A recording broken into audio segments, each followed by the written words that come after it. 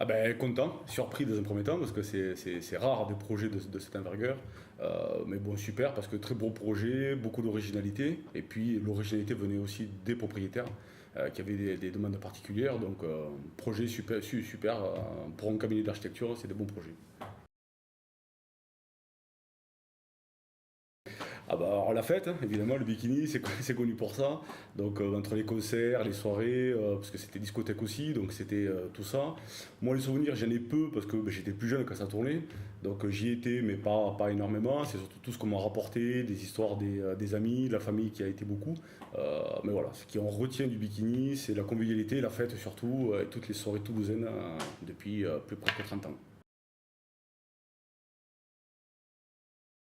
Ben, ça s'écrit beaucoup pour au moins deux raisons. La première, c'est que ça remet un peu comme un pansement sur une ancienne blessure parce que ça s'était arrêté suite à l'explosion d'AZF. Donc c'est un peu comme si on tournait la page et que ça y est, on passait à une étape un peu supérieure. Et puis c'est un bâtiment mythique de la ville. Donc c'est bien de le réhabiliter, qui revive. C'est quelque chose où les gens étaient très vivants à l'intérieur. Donc de le replacer dans ce contexte, c'est bien. Surtout par rapport au programme qui est demandé. Voilà, il s'insère parfaitement dans l'environnement. Et puis surtout, on s'approprie de nouveau la Garonne, ce qui manque un petit peu sur la commune et qui est en train de se développer. Donc là, un projet qui s'approprie un peu tout l'environnement naturel en bordure d'eau, c'est toujours agréable et ça s'inscrit parfaitement dans l'évolution future de la ville.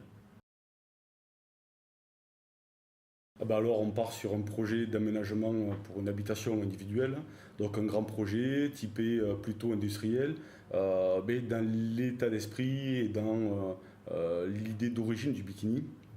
Donc, ce que c'était, donc on va conserver les gros traceurs et essentiellement une grosse maison individuelle avec les lignes générales du bikini à l'origine.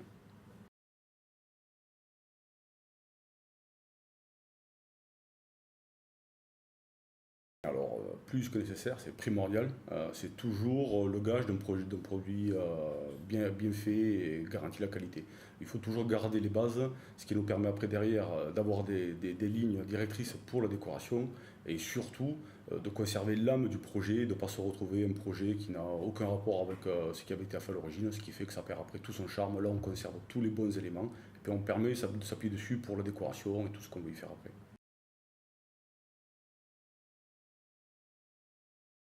Oui, oui, au maximum, on essaie de garder tous les éléments principaux qui faisaient le bikini. Bon, alors on va pas garder la discothèque, la boule à facettes et les terrasses, mais on va conserver la piscine qui était mythique et souvent les gens qui connaissaient le bikini ben, nous parlent de cette piscine qui avait une forme particulière, donc on la conserve. On conserve aussi la forme générale du bikini. Puis à travers ça et à travers la déco, on va conserver l'idée générale du bikini, ce que c'était, donc une discothèque, quelque chose de convivial. Donc on recloisonne pas tout l'intérieur, on garde l'idée ouverte, accessible, qu'on puisse accueillir du monde et que ce soit festif.